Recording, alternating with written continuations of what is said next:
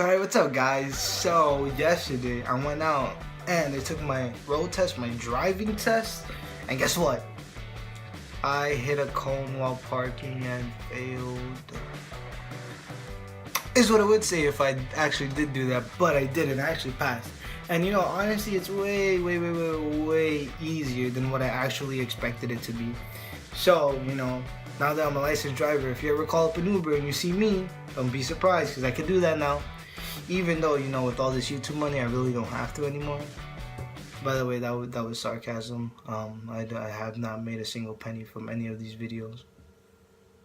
But anyways, yeah, so this video I'm going to give you tips on what to do when you're going to go take your driving test and, you know, all that fun stuff. So let's get started. So let's start off with tip number 1, which would be, you know, if you're searching this video up, or if you're watching this, most likely you're my friend, or you somehow stumbled upon this video, or again, if you were searching this up, then you're actually looking for driving tips for your driving test. So that means you're probably a little bit nervous, a little bit anxious. Well, believe me, there's no need for that. Honestly, that's my number 1 tip right now. Don't be nervous, you'll be fine. If you've been putting in the hours, you know, on the weekends to drive with somebody that knows how to drive, you're taking driving school, you didn't even need driving school, honestly, you don't. If you know, if your parents or somebody, you know, knows how to drive, they can teach you without driving school. And if you've been practicing here and there, you'll do fine, believe me. Again, it's way easier than what you actually expect it to be. So tip number 2 is, you know, a more technical tip, and that has to do with the actual, you know, driving and parking portion, and it involves the parallel parking. So the dreaded parallel parking, everybody's worried about this part. It's honestly like the most nerve-wracking, I guess you could say, part of the test, but in reality it's way easier than what you think.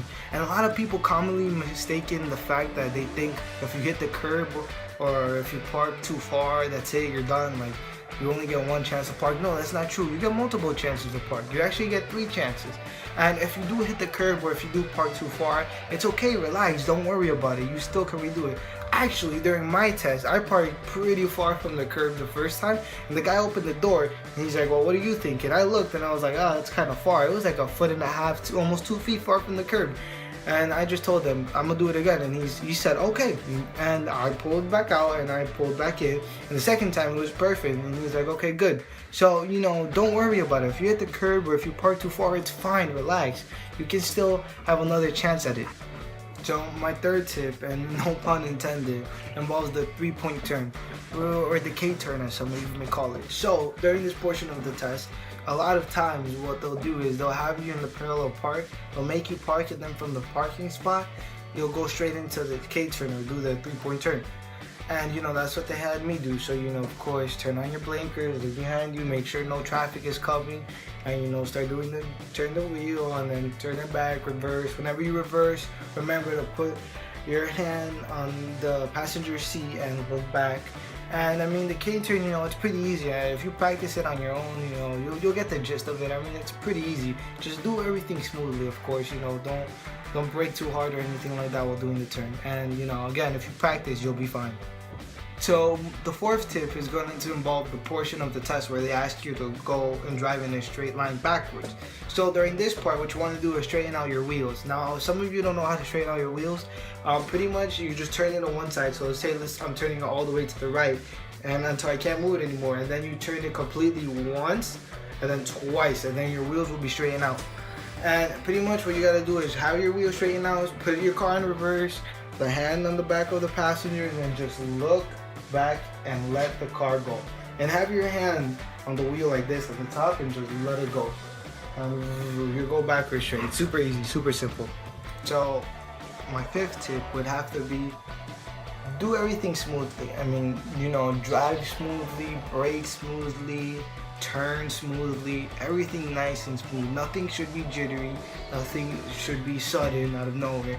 You know, just do everything nice, smoothly, and calm. Again, there's no need for you to be nervous. We went through this already. You don't have to be nervous at all.